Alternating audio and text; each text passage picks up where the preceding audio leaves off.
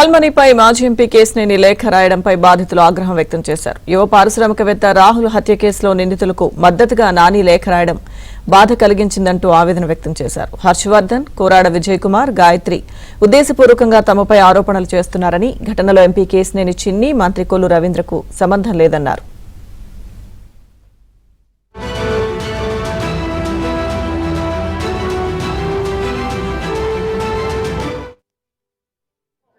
మాకు అసలు నానిగారు ఎవరో అసలు ఫస్ట్ ఆఫ్ ఆల్ తెలియదండి. మాకు ఇక్కడికి వచ్చిన తర్వాతే నానిగారు వాళ్ళకి బిజినెస్ ఇది ఉంది, ముందంతా వాళ్ళే బిజినెస్ ఫైనాన్షియల్గా బిజినెస్ అంతా చేసేవారు, అది ఇదని చెప్పారు. మేము ఊర్లో అంతా చెప్పుకుంటున్నారు అందరూనే, ఆయనే కాల్మనీ బిజినెస్ అంతా చేసేవారు, ఇట్లా చేసేవారు అని చెప్పి.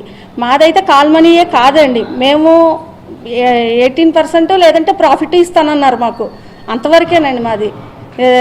మేమంతా అకౌంట్లోనే పంపించాము. మేము ఇప్పుడు కొన్నది కూడా విజయ్ కుమార్ గారి పేరున హరినాథ్ గారు చేసుకున్నారు, హరినాథ్ గారి పేరుది మేము చేసుకున్నాము.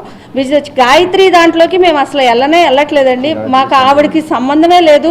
ఆవిడ మా ప్రాపర్టీలోంచి వెళ్తున్నా మేము ఏ రోజు వాళ్ళ వాచ్మెన్లు అందరూ కూడా మా ప్రాపర్టీకి వచ్చి చూస్తారు. వాళ్ళ వాచ్మెన్లు కూడా మీరు ఎంక్వైరీ చేసుకోవచ్చు. మాకు ప్రాణహాని ఉంది, మాకు ఇది సర్వే చేయట్లేదు, ఆఫీసర్స్ కూడా వాళ్ళకి సపోర్ట్గానే మాట్లాడుతున్నారు. ఆవిడ చేసే కాల్మనీ ఆరోపణలు ఇవన్నీ అవాస్తవం. ఆవిడ నేను సామాన్య మహిళని, నేను సింగిల్ పేరెంట్ని అని చెప్పటం అవాస్తవం అండి. ఆవిడ లేడీ డాన్సర్, ఆమె ఏదైనా చేయగలరు సార్. ఆమె వ్యూహం రచించింది, ఆమె కోరాడ విజయ్ కుమార్ అమలుపరుస్తారు, మొత్తం ఆవిడే చేసింది సార్.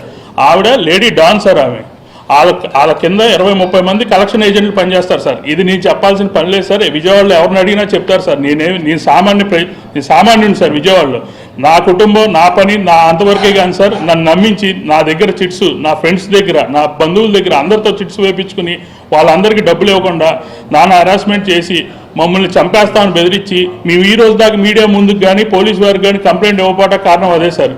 నువ్వెంత, మీరు విజయవాడలో నడి రోడ్లో చంపేసావు, నువ్వెంతరా మాకు, నువ్వెంత అని చెప్పారు సార్. ఇద్దరు కోరాడ విజయ్ కుమార్, గాయత్రి ఇద్దరు కలిసేసారు నన్ను బెదిరించింది. నాకు కానీ నా కుటుంబానికి కానీ ఏమన్నా జరిగితే మాత్రం వాళ్ళే సార్. ఇది మీడియా ముఖంగా నేను ఈరోజు చెప్తున్నా సార్.